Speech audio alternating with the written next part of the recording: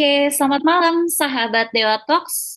Selamat datang kembali di Dewa Talks High Quality Trusted and Free Webinar in Indonesia with Personal Expert yang dipersembahkan oleh Dewa Web, partner kamu untuk sukses online. Untuk materi webinar pada malam hari ini, kita akan membahas topik terkait SEO dengan judul How to Implement EEAT for Healthcare Industry yang akan dibawakan oleh Mas Miftah selaku Assistant Vice President of Digital Performance and Marketing Business dari Klik Dokter. Oke, mungkin tanpa berlama-lama lagi, aku ingin mengundang Mas Miftah untuk bisa on cam dan sapa sahabat Dewa Talks pada malam hari ini. Jadi untuk malam ini kita ngebahas terkait how to implement EEAT for healthcare industry ya. Jadi kurang lebih EEAT itu mungkin teman-teman udah beberapa ada yang tahu terkait dengan EEAT. Dulu berawal dari EAT doang, it. Sekarang itu di tahun ini itu ditambah experience di depannya kayak gitu. Nah, secara materi malam ini yang akan aku jelasin nanti akan introduction juga terkait dengan YET, terus ada experience, expertise, authoritativeness, sama trustworthiness. Nah, selanjutnya untuk YET itu sebenarnya singkatan, jadi lebih ke pedoman sih sebenarnya. Kalau teman-teman pernah baca di Google itu ada pedoman IET kayaknya baru beberapa bulan yang lalu pedomannya atau guideline-nya itu udah berubah. Dan bahkan itu udah lama banget dari yang pertama kali rilis IET, IET-nya itu udah ada pedomannya dan itu ada ratusan halaman. Ada ratusan halaman guideline yang diberikan oleh Google. Jadi itu pedoman untuk siapa pedomannya? Itu pedoman untuk quality raters-nya si Google. Jadi Google itu dia punya manusia. Jadi human ya, aku tekan di sini itu manusia yang benar-benar nge-audit IIET-nya. Jadi bukan bot, bahkan di-clarify dulu itu adalah sama sama orang Google-nya bahwa yang nge-quality rates-nya ini emang benar-benar human, orang yang lihat websitenya. Jadi yang dinilai itu berdasarkan IIET. Jadi ada pedomannya kayak gitu. Jadi kurang lebih di sini teman-teman udah ini ya nyambung ya IET itu ya terkait dengan sebagai pedoman untuk digunakan oleh quality ratersnya si Google untuk ngevaluasi kualitas, relevansi konten, website dan lain-lain lah. Banyak banget yang dievaluate di dalam situ. Nah, IET ini hype itu berkat adanya juga YMYL. Jadi YMYL ini adalah Your Money Your Life. Itu adalah sebuah website yang mempengaruhi, jadi informasi-informasi yang ada di dalam websitenya itu yang mempengaruhi kehidupan seseorang. Kehidupan secara general yang bisa merubah hidup orang. Bahkan dari hidup jadi mati itu ada tuh website yang kayak gitu. Terutama untuk kesehatan kan. Kalau misalkan salah-salah sedikit yang kita bikin itu bisa membuat kematian dan mempengaruhi kehidupan seseorang. Ada juga finance misalkan. Jadi website-website finance itu juga termasuk di YMYL kategori itu yang mempengaruhi keuangan orang sehingga orang-orang itu bangkrut atau menjadi kaya kayak gitu. Banyak banget website-website yang ada di YMYL kayak gitu teman-teman. Nah, Yeti ini sebagai pendukung website-website YMYL as a general pertama kali rilis bilangnya seperti itu. Tapi kalau kita ngelihat faktanya bahwa Yeti itu bukan hanya untuk YMYL aja, teman-teman. Jadi Yeti itu berlaku untuk semua website. Semua website itu berlaku Yeti. Jadi nggak hanya YMYL, nggak hanya kesehatan aja, nggak hanya banking aja, nggak hanya insurance aja, terus nggak hanya pendidikan aja. Itu semuanya udah Yeti.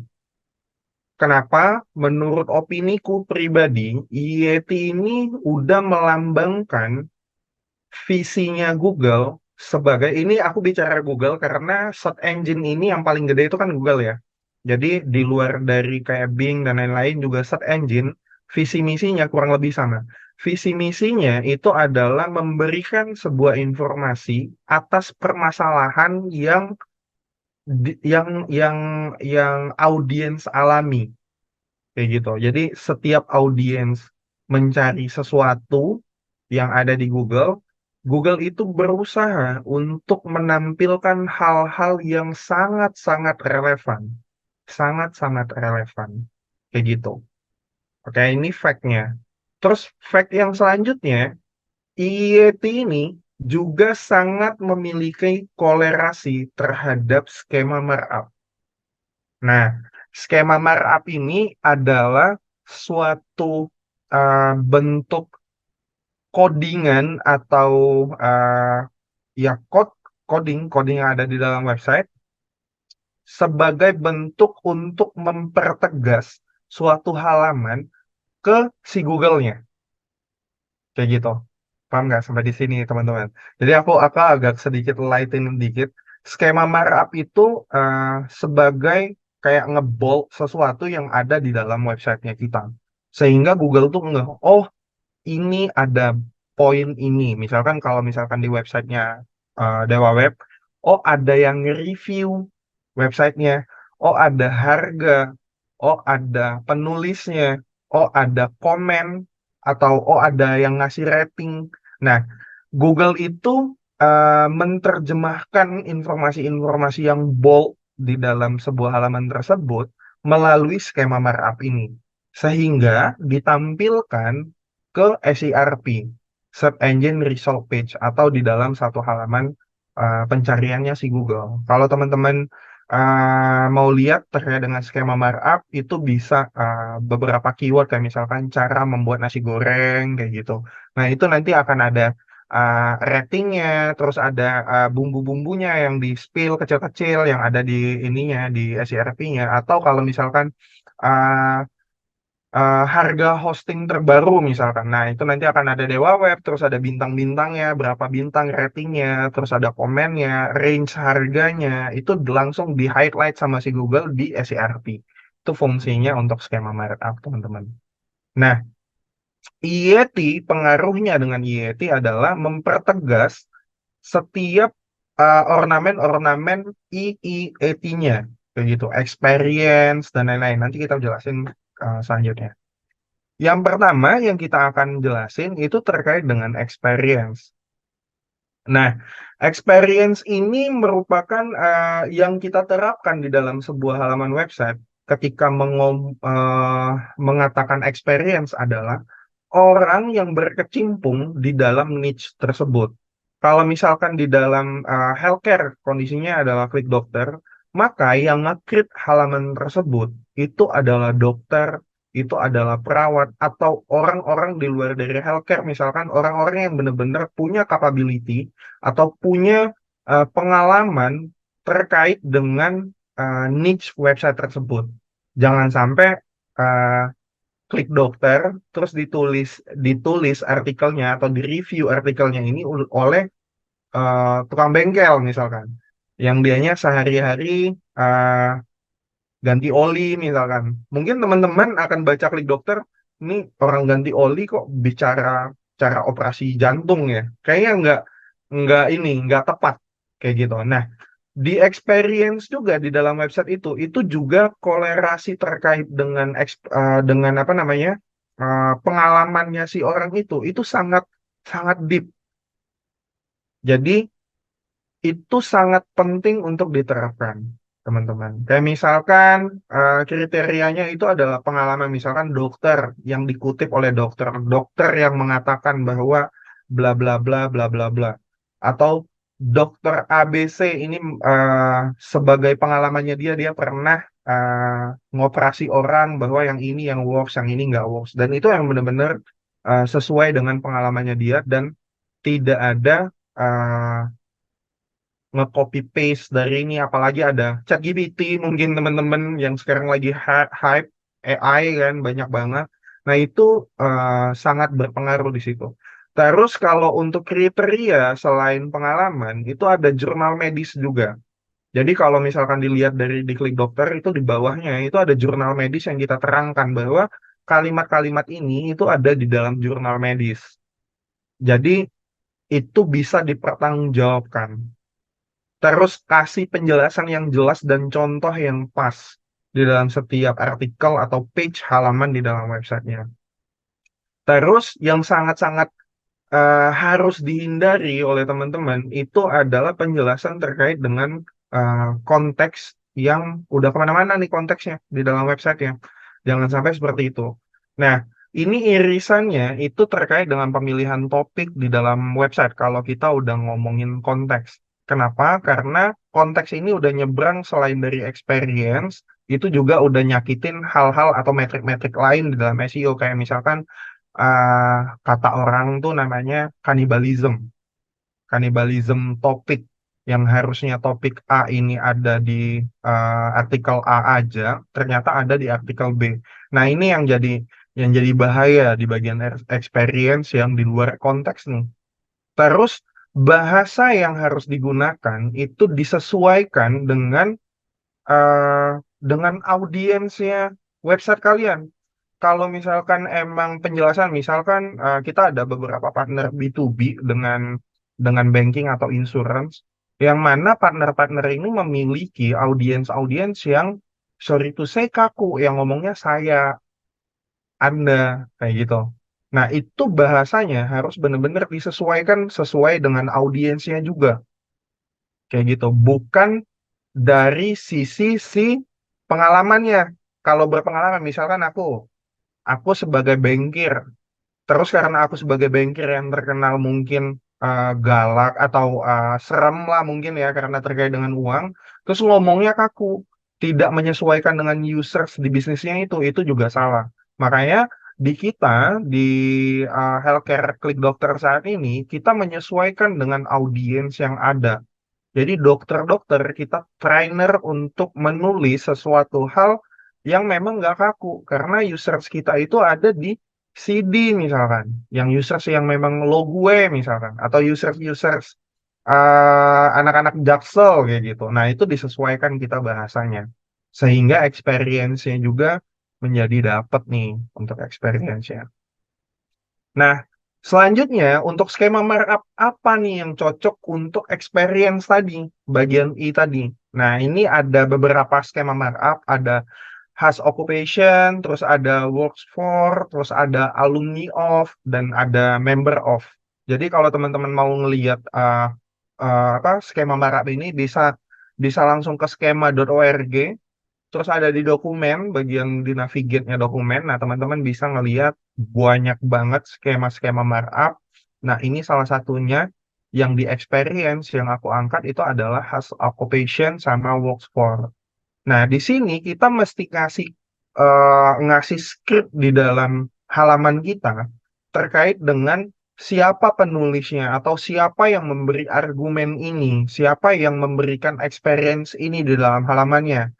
Apakah dia para psikologis, kayak misalkan yang ada di quote ini, itu ada para psikologis, edukasinya apa, PhD, dan PSD in parapsikologi. Terus kalau misalkan di alumni, dianya di alumni mana nih? College of University atau Universities name Cambridge dan lain-lain. Nah, start date-nya juga ada. Jadi kita jelasin ini, teman-teman. Kalau misalkan teman-teman menggunakan WordPress, itu sangat mudah ngeset hal-hal ini.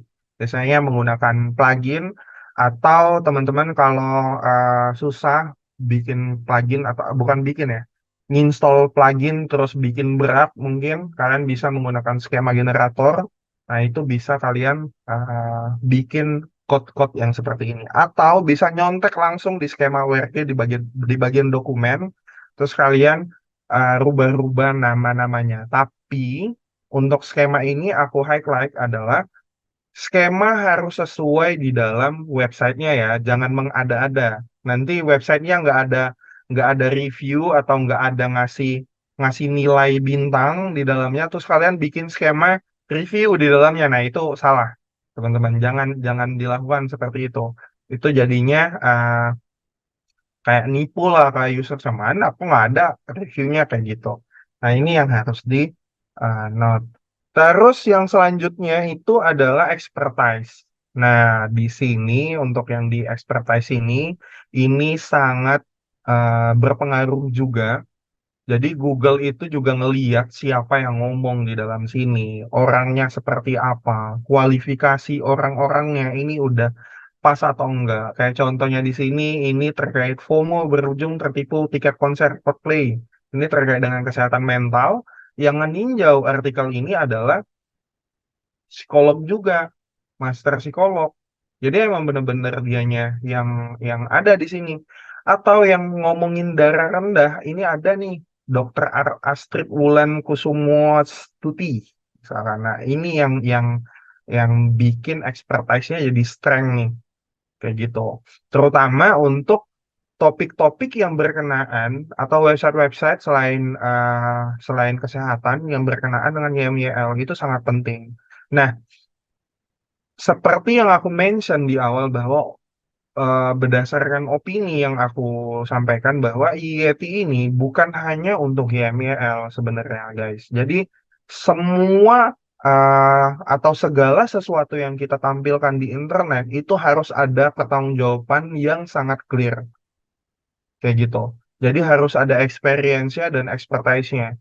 Kalau nggak ada itu pasti jadi omong kosong. Websitenya itu jadi omong kosong. Dianggap si Google-nya atau dianggap audiensnya itu sebagai website omong kosong kayak gitu.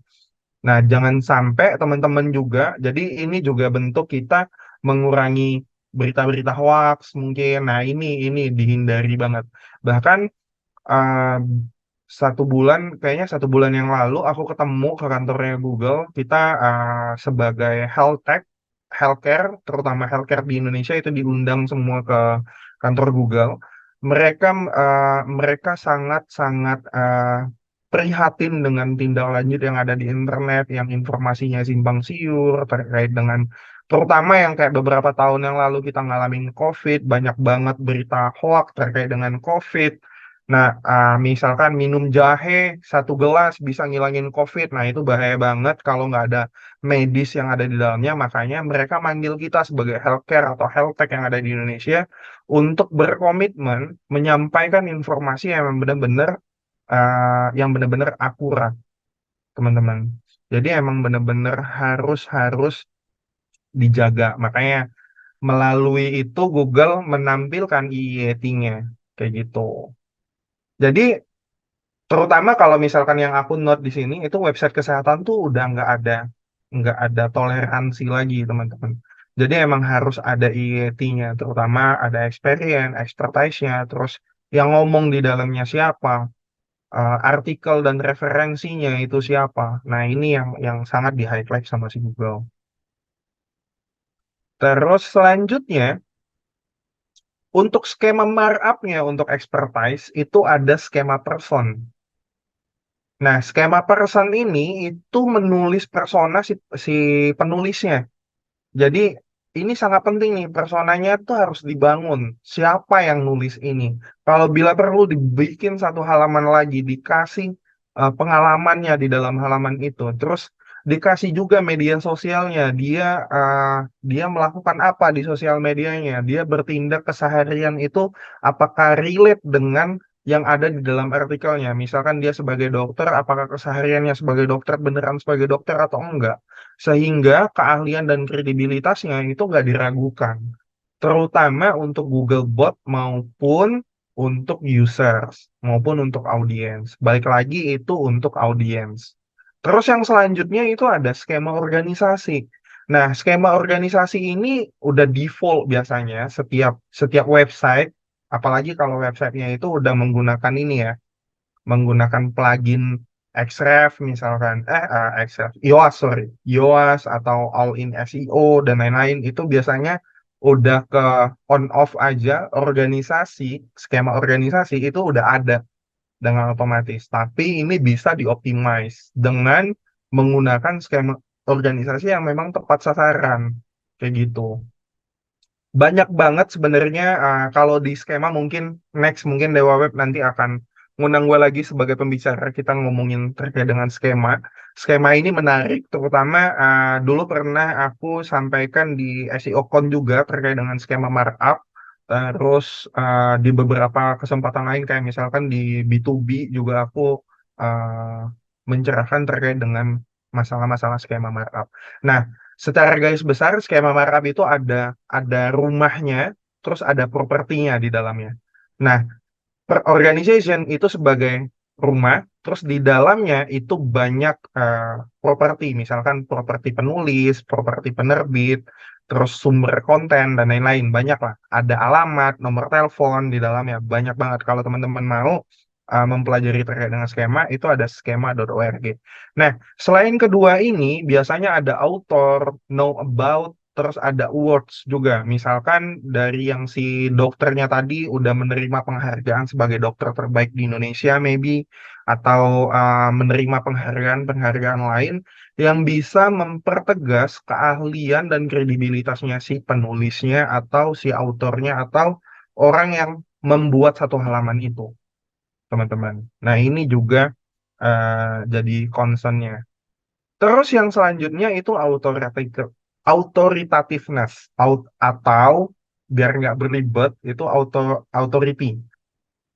Nah, kalau misalkan teman-teman yang SEO itu kemarin aku posting eh bannernya Dewa Web, terus ada yang WA ke gue, tak berarti nanti akan ngebahas terkait dengan backlink dong, karena ada autoritativeness kan.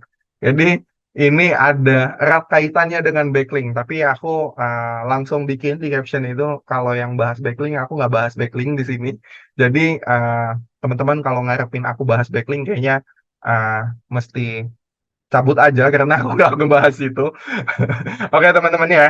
Nah di sini autoritativeness ini ngacu pada reputasi yang kuat nih, tentu di bidang bisnis yang udah digeluti saat ini. Jadi quality raters Google ini juga itu ngelihat reputasinya sih dalam website ini. Nah, indikator-indikator reputasi ini atau authority ini itu ada di first hand experience, terus ada akurasi informasi, terus ada reputasi yang positif, terus unique page atau bisa ditambahin dengan about us page, terus ada in-depth content. First hand experience ini adalah misalkan gini, nggak ada informasi sama sekali terkait dengan obat COVID misalkan. Nah, teman-teman menelitilah obat COVID ini, terus kalian publish sebagai penelitian teman-teman. Nah, ini yang dibikin first hand experience, teman-teman. Jadi, ini yang bikin strong indikator autoritativeness, kayak gitu. Jadi emang benar-benar orang yang pertama yang memberikan informasi yang unik ini, kayak gitu. Terus disupport dengan akurasi informasi. Akurasi informasi ini kalau emang dia first hand experience, otomatis dia akan menjelaskan tutorial dari A sampai Z experience yang dia lakukan. Kayak gitu. Terus yang selanjutnya, reputasi yang positif. Jadi di luar sana, di internet, kalau misalkan ngebentuk reputasi, itu banyak halnya. Bukan hanya menggunakan backlink, guys. Balik lagi di sini aku tegaskan, bukan hanya menggunakan backlink untuk menguatkan reputasi. Karena backlink itu hanya salah satu indikator yang ada di dalam off-page optimization. Oke? Kita balik ke off-page optimization. Off-page optimization itu tidak sama dengan backlink, ya. Tidak sama dengan backlink, tapi salah satu indikator dari off-page optimization. Nah, off-page optimization ini kebagi menjadi dua. Ada yang linking, ada yang non-linking. Kalau misalkan yang non-linking, itu biasanya secara tradisionalnya itu adalah misalkan aku kerja di Klik Dokter, terus aku kenalan dengan tetanggaku, terus dia bilang, Miftah kerja di mana? Kerja di Klik Dokter. Itu off-page optimization. Atau teman-teman nitiplah ke ibu-ibu, ibunya teman-teman, terus ibunya teman-teman pergi ke arisan, terus bilanglah, anakmu kerja di Klik Dokter, suruh bukalah Klik Dokter. Nah, itu off-page optimization, non-link. Atau kalau misalkan teman-teman mungkin di sosial media, JB-JB-an di Twitter misalkan. Ada yang ngomongin, aku ada kendala nih dengan penyakit. Bisa nih ke klik dokter tanpa menggunakan link, dia ngomong aja. Itu menjadi optimisasi off page juga. Kayak gitu. Jadi ada brand mentionnya di situ, indikator brand mentionnya, sehingga otoritasnya atau reputasinya terkait dengan yang kalian bikin itu menjadi strong. Ada juga menggunakan link, guys. Nah, ini yang bikin backlink ini ketawa nih. Nah, kena kan nih backlink. Nah, backlink ini atau link ini itu terbagi menjadi tiga juga nih. Terbagi menjadi tiga nih backlink ini. Ada yang emang dibikin, terus dipelihara. Terus ada yang dianya nemu di internet terus dia nge-spammy. Terus ada yang bener-bener uh, tanpa dia sadari udah ngasih orang untuk mention kita atau bisa di in-depth content yang kita bisa bahas nanti ya. Di bagian in-depth content-nya itu kita ngebahas first hand experience, akurasi informasi sehingga bikinlah konten yang unik, depth content itu sehingga orang-orang dengan otomatisnya dia nge-mention kalian karena konten kalian bagus. Kayak gitu. Nah, dua poin link yang lainnya ini itu sangat-sangat tidak disarankan sama Google. Mungkin adalah yang agak disarankan. Itu mungkin yang mana, Ta? Mungkin yang terkait dengan sponsorship. Kalau teman-teman ada beli link terus mereka ngasih sponsorship ya karena emang ini kita berbayar kayak gitu lah ya. Nah, itu ada yang kayak gitu. Bukan backlink yang jelek-jelek karena aku nggak terlalu suka ngomongin backlink karena yang aku istilahnya itu aku jadi rubah jadi content amplification jadinya bukan backlink karena backlink itu di dalam otakku udah jelek aja udah spammy aja udah bikin apa aja pokoknya itu makanya aku nggak terlalu suka padahal sebenarnya backlink ini itu sebenarnya bagus sih kalau misalkan kita memang melakukan sesuatu hal yang memang benar-benar PR, PR marketing, atau kita bikin bikin konten yang sebagus mungkin, first hand experience dan lain-lain, atau page-nya benar-benar unik, itu bisa membangun authoritative-ness, teman-teman. Nah, di Klik Dokter sendiri itu menggunakan nggak PR? Menggunakan banget. Jadi kita ada tim PR juga untuk kita komunikasikan bahwa kita punya brand ini, kita punya produk ini, kayak gitu. Itu untuk ngebangun sebuah authoritativeness. Terus yang selanjutnya itu unique page atau about us. Nah, halaman-halaman about us ini kadang ditinggalkan oleh teman-teman. Kadang bahkan website-website itu nggak nggak memperhatikan halaman about us-nya. Padahal itu juga penting untuk sebagai apa namanya? Sebagai landasan bahwa ini website ini arahnya kemana, bisnisnya apa, kayak gitu. Nah, itu yang juga jadi sangat penting.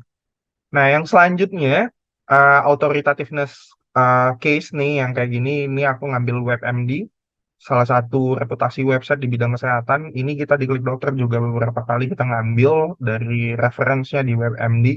Ini konten kreatornya ini juga uh, berpengalaman, terus ada editorial contribution-nya, terus ada written-nya ini author information-nya di sini, ada semua di bagian ininya, terus ada source-nya kelihatan di bagian ini, terus ada artikel story-nya, itu juga lebih bagus. Kayak gitu. Nah, ini sebagai case untuk ngebangun sebuah authoritativeness di website kesehatan. Terus yang selanjutnya itu adalah trustworthiness trusted, website yang trusted, yang sangat dipercaya oleh Google. Menurutku trustworthiness ini sebagai eh, apa ya? Setelah kalian melakukan IIE, nah T-nya ini sebagai pelengkap. Jadi kalau nggak ada T, EEA-nya, EEA-nya itu hilang aja. Udah hilang tuh trustworthiness-nya. Nggak ada fungsinya lagi tuh IET kalau misalkan T-nya hilang karena ini sebagai pelengkap sebagai apa ya bumbu terakhirnya lah ingredientnya lah kalau di makanannya kayak gitu. Nah, Ada beberapa hal nih yang bisa kita lakukan untuk nge-boost trustworthiness, yaitu mencantumkan sumber yang terpercaya di dalam websitenya, terus nggak nautin sebuah link yang broken, misalkan ada internal linking, terus ketika diklik ternyata 404, ketika diklik ternyata uh, server error, atau ketika diklik itu ternyata ke halaman entah yang nggak jelas, terus ada halaman informasi penulisnya, ada referensi yang terpercayanya juga, terus ada high quality kontennya juga tetap dijaga, straightforward navigation juga bisa sangat menjadi pendukung juga. Nah, ini yang bisa menjadi trustworthiness yang bisa kita bangun sehingga bisa melengkapi poin-poin dari IIE-nya tadi. Jadi kalau misalkan teman-teman ke halamannya Google terkait dengan IIET di halaman guideline-nya, itu ada bulet-buletan E, E, A, terus T-nya itu menutupi semuanya ini. Jadi ada ibaratnya itu emang benar-benar yang paling penting di trustworthiness ini. Di IIET yang paling penting itu adalah trustworthiness. Terus skema markup untuk nge-boost authoritativeness dan trustworthiness itu ada di skema property citation. Nah, citation ini memposisikan website kita itu di niche atau industri yang memang kompetitor kita mainkan juga. Jadi emang bener-bener ngasih sinyal ke Google bahwa kita emang masuk ke dalam niche atau skemanya si kesehatan misalnya. Kalau diklik dokter, kita ngasih sinyal bahwa ini website kesehatan. Kayak gitu. Makanya ada skema citation. Terus ada skema author, terus ada skema review web by. Nah, review web by ini itu sebagai tinjauan si quality writers bahwa yang ada di dalam halaman ini orang-orang yang ahli hukum, misalkan ahli medis atau ahli finance. Nah, di sana kita bisa terjemahkan ke dalam skema properti ini. Ini juga yang sangat penting, teman-teman. Nah, itu aja yang aku sampaikan untuk malam ini. Thank you banget, teman-teman yang udah sempetin hadir. Sebagai closingan nih Mas Miftah, boleh nggak sih kasih patah dua kata atau closing statement untuk sahabat Dewa Talk? Silakan Mas Miftah. Backlink aja ya. Boleh Mas. Biar yang tadi nanya backlink puas Mas. Ups. Oke, silakan Oke. Mas. Kalau menilik dari posisiku saat ini yang ada di Klik Dokter, sebenarnya bukan sebagai SEO pure bener-bener ngerjain SEO, tapi udah lebih ke general. Itu berkat apa? Ya karena kita open untuk belajar terus terkait dengan SEO. Karena aku percaya SEO itu uh, sebagai bentuk kita ngelatih pikiran kita untuk belajar hal-hal lain kayak misalkan sosial media, KOL, terus kita belajar dulu juga CRM, terus kita juga belajar MMP, terus kita juga belajar automation marketing, email, WA, dan lain-lain. Itu berdasarkan SEO base. Nah, itu semuanya sama. Aku percaya kayak gitu. Mungkin di teman-teman yang lainnya ada argu terkait dengan itu. Tapi bagiku, kayak aku ada di levelan ini karena mindset SEO-nya ini tadi, teman-teman. Gitu. Logic. SEO itu logic banget. Sekali lagi, thank you ya Mas Miftah. Sukses selalu untuk Mas Miftah dan Klik Dokter. Sampai bertemu di kesempatan lainnya. Terima kasih Mas Miftah. Selamat malam. Malam. Hai sahabat Dewa Web, video ini merupakan tayangan ulang webinar Dewa Talks yang telah diadakan beberapa waktu lalu. Kalau kamu tertarik dengan tayangan ulang webinar ini, yuk jangan sampai ketinggalan untuk ikutan webinar selanjutnya. Nantinya, selain bisa bertanya secara langsung kepada para pembicara, kamu juga bisa mendapatkan e-certificate dan juga door prize dari Dewa Talks. Mau ikutan? Caranya gampang banget. Kamu bisa langsung aja daftarkan diri kamu di dewatalks.com. Setelah itu kamu akan terdaftar sebagai peserta webinar Dewa Talks. Eits, tenang aja, webinar ini gratis dan gak dipungut biaya sama sekali. Tunggu apa lagi? Yuk jangan sampai ketinggalan dan aku tunggu kamu di webinar Dewa Talks selanjutnya. Cari hosting yang aman